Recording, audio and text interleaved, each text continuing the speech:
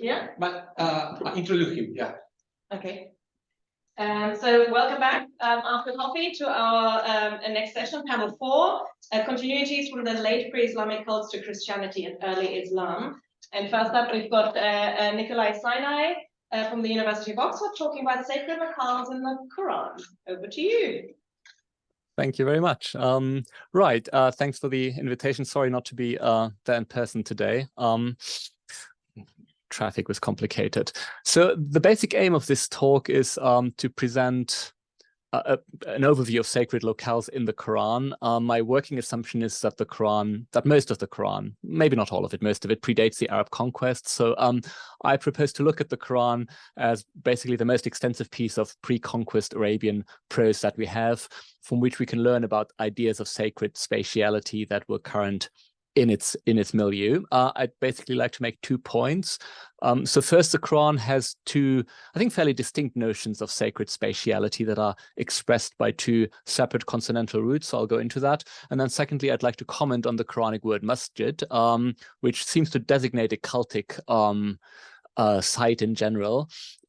And my main claim here is that the Quranic use of masjid sits within a cluster of terms that bespeak a certain awareness of, I guess, religiosity as a general dimension or sector of human existence. I mean, that claim is critically in conversation with the scholarship of people like Timothy Fitzgerald or Brent Nongbury, who've argued at length that our modern concept of religion is basically a Western, modern European creation. So I disagree with that. I'm not going to go into that in much detail, but that is kind of the background of what I think is potentially at stake there.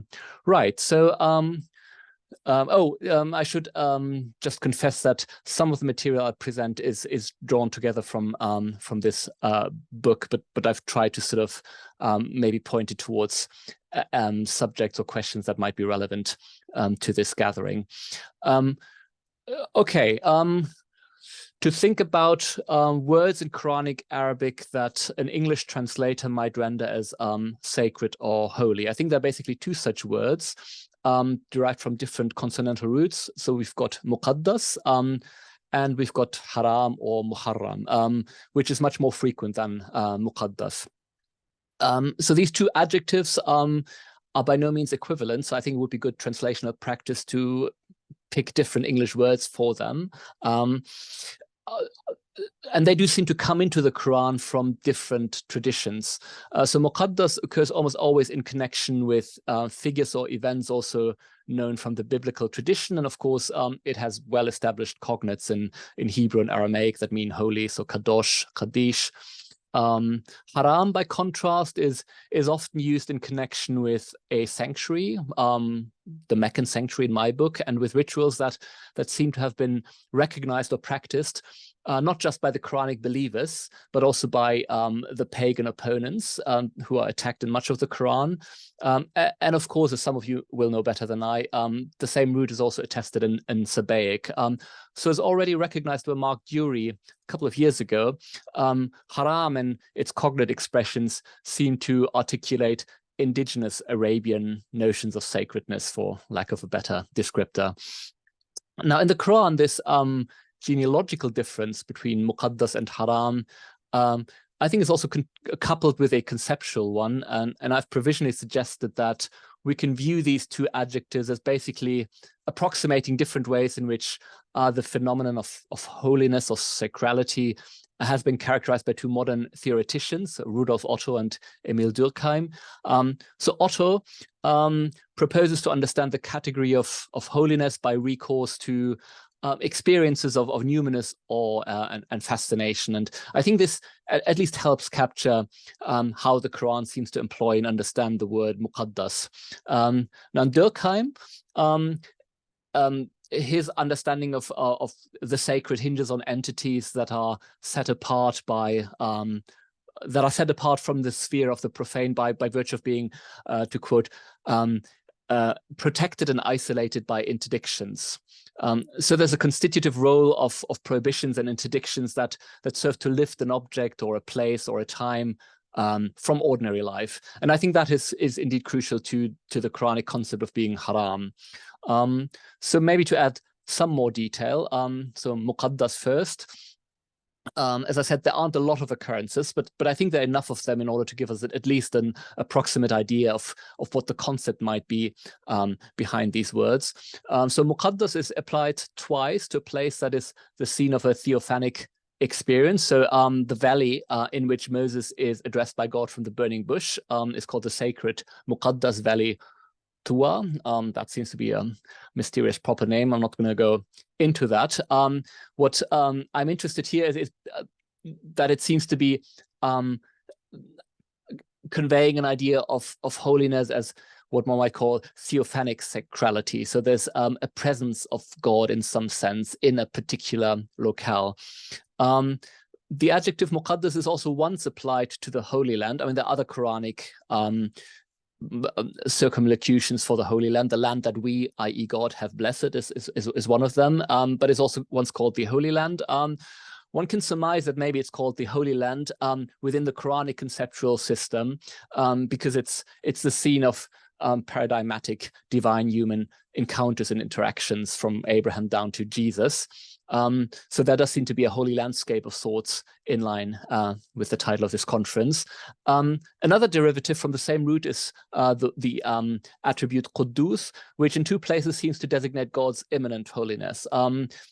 It's got a slightly different etymology from Muqaddas. We could go into that, but I think within the Quranic conceptual system, there seems to be a distinction between the immanent holiness of God and the sort of derivative holiness that then is bestowed upon certain places by virtue of a theophanic experience there. And I think that's a very interesting sort of conceptual distinction, which I don't think we can actually see in precursor traditions. That just seems to emerge in the Quran. Right, so to move on to haram, the fact that harrama, the verb, second form verb, can sometimes simply mean to forbid. I mean, that obviously chimes well with my claim that haram is sacredness qua being set apart through prohibitions.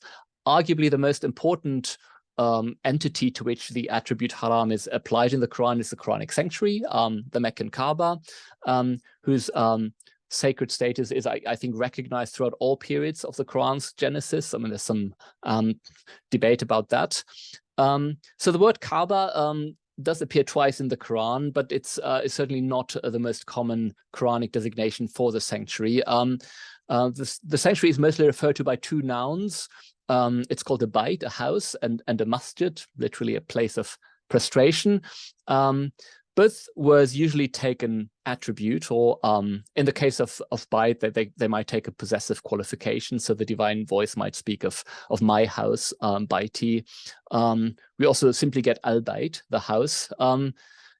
Interestingly, there's no occurrence of Bayt Allah, God's house. We don't find that, although I guess it's implied by the possessive form bayti.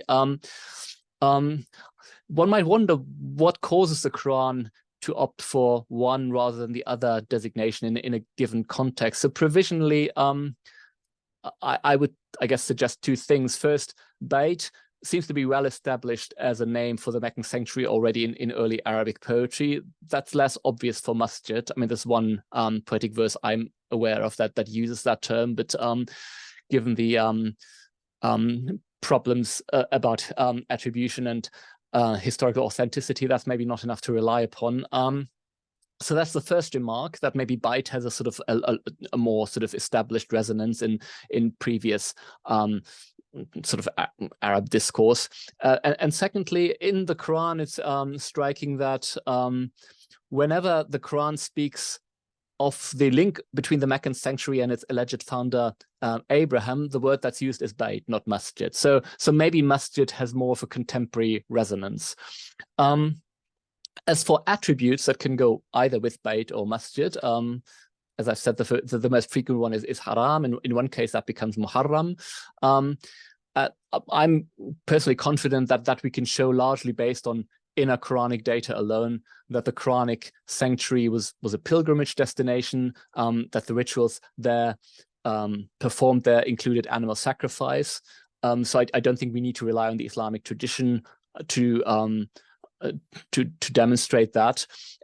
the attribute haram seems to reflect the fact that the sacred status of the Quranic sanctuary is upheld by a number of prohibitions and interdictions. So there's an allusion to a ban on fighting at the sanctuary. There's also a whole theme in different Quranic passages to do with the security that is associated with the sanctuary. So that obviously is linked to the ban on fighting. One can discern other interdictions. There seems to be a ban on hunting in the sacred precinct purely from within the Quran, so without going into the later tradition. There also seems to be a ban on shaving and cutting one's hair during the Hajj rituals. Now, unlike the Holy Valley, in which Moses is sort of inducted into prophecy by the divine voice from the burning bush, which is a sort of a holy place by virtue of a theophany, the Meccan sanctuary seems to be sacred or holy merely by virtue of divine designation. So God has made or instituted Ja'ala, the Kaaba, as a means of support for people, one verse says. God has declared inviolable or declared sacred, Harrama, the town of Mecca. God has Makkana established or again instituted Ja'ala, a safe precinct, Haram Amin, for the Quranic addressees. So these are all terms that describe an act of divine designation, a decree of holiness, if you will. And beyond such statements, there really isn't any theophanic etiology of the Meccan sanctuary that would ground its sacrality in an act of theophany, similar to the Holy Valley, in which Moses encounters God. We do get an etiology of the Meccan sanctuary that's related to the figure of Abraham, who's said to have settled in Mecca and who's commanded to set up and maintain a sanctuary, but that's still an act of divine designation. So I propose to call this maybe positive sacrality, like positive law, as opposed to theophanic sacrality. What's also noteworthy is that in the Quran, God's designation of the Meccan sanctuary is explicitly rationalized as serving human interests, manafi'. It's almost as if God's provision of a sanctuary is kind of almost an amenity that's provided by God, similar to the provision of rain or food or an environment that's hospitable to humans. So I'm tempted to detect here an assumption that sanctuaries are a basic facility that's needed for human flourishing.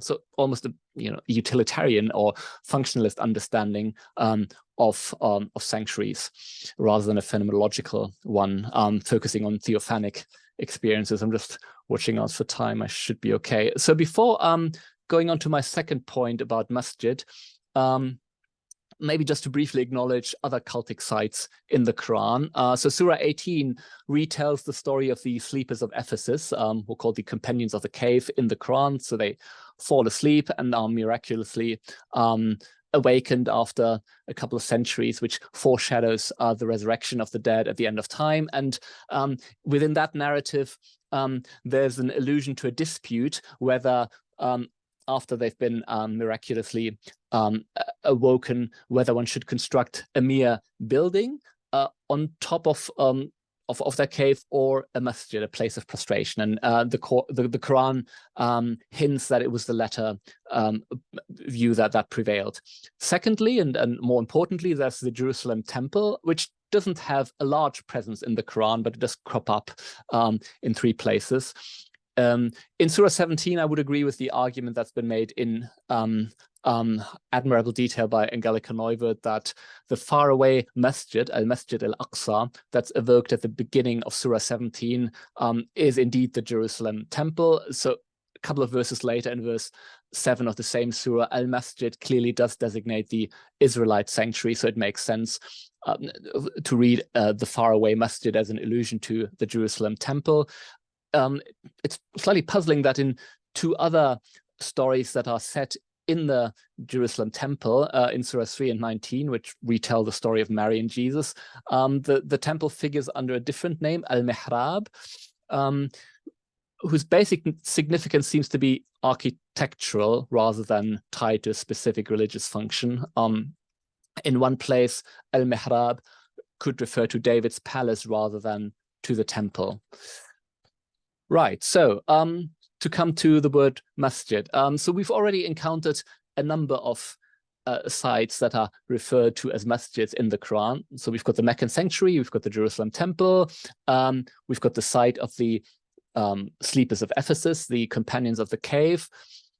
So on the face of it, the word masjid is applied to a pagan cultic site, or a site that is currently used by pagan worshippers. The Meccan Kaaba, it's applied to an Israelite cultic site, and it's applied to a Christian one. So literally, of course, a masjid is a place of prostration, as I've said several times. But I think it's important to realize that in the Quran, prostration can function as a sort of metonymy for religious worship in general. So it would seem that the word masjid is used as a sort of general umbrella term for a cultic site in general. I think that becomes particularly clear in this verse, which is, I think, the chronologically earliest occurrence of the word masjid in the Quran, where it is maintained that places of prostration, al-masajid lillahi, are to be devoted to God alone, so do not invoke anyone else together with God. So the idea here seems to be that there are cultic sites or masajid that factually exist in the world, where all sorts of beings are being invoked, and these sites then ought to be devoted to God alone. So masjid functions as a sort of descriptive and, well, I guess in that sense, phenomenological word in the Quran. Its applicability to a particular place doesn't seem to presuppose that the cultic activity that is presently going on at that site is in fact theologically valid by Quranic standards.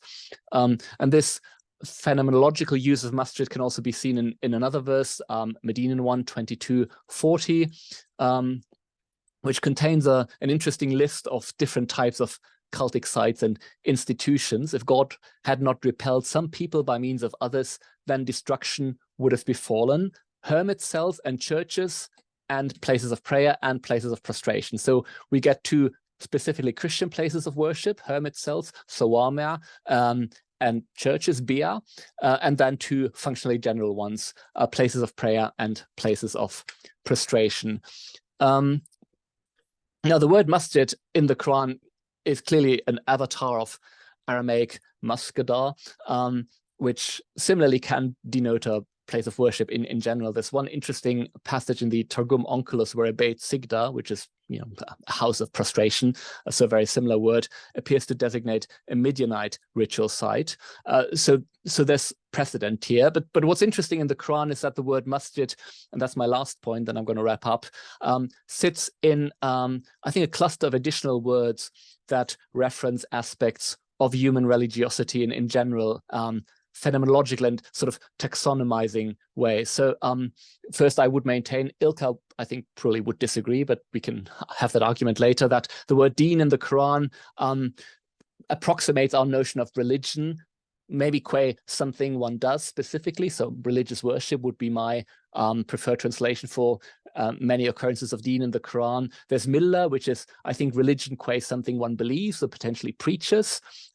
There's salah, prayer, which is apparently applicable even to pagan rituals, rather than just prayer to the creator God Allah. So maybe we should actually understand that in the sense of more generally, a ritualized invocation of a higher power. So it's part of that cluster of general terms for human religiosity. And of course, there's masjid, which is a cultic site, I think, rather than specifically just a place of prostration. So I guess the general point I'm making is that the Quran, in a way, despite having its very specific theological preferences and discounting a lot of what's presumably going on in Arabia at the time of its appearance, it nonetheless, in a way, takes in the full and rich cultic landscape that other presentations are laying out. That it does have some words to talk about these things, even though, of course, theologically, a lot of that is dismissed as invalid. I'll stop here. Thank you.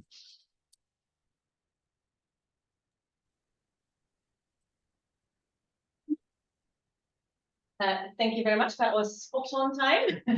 And that's, for me, this is a completely new topic. So like it's really sort of opened sort of like a portal into like a world that I had no knowledge of. So this is really interesting. Thank you.